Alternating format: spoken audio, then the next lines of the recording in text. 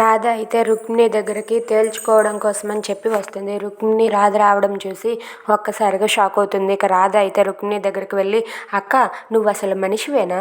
ఏం మాట్లాడుతున్నావో నీకు అర్థమవుతుందా? నా భర్తని నీకు ఎలా ఇస్తాను అనుకున్నావా అక్క? అస్సలు ఇవ్వను, అది మాత్రం కుదరదు అని చెప్పి అంటుంది. అది విన్న రుక్మిణి అయితే, ఏంటి శ్యామ ఏదో నీకు ఒక్కడికే భర్త అన్నట్టు మాట్లాడుతున్నావు, నాకు కూడా భర్తే అని చెప్పి అంటుంది. నోర్ముయ్, వదిలేసి వెళ్ళిపోయిందనివి నువ్వు భర్త అని అంటావా? అసలు నీకు సిగ్గుగా లేదా?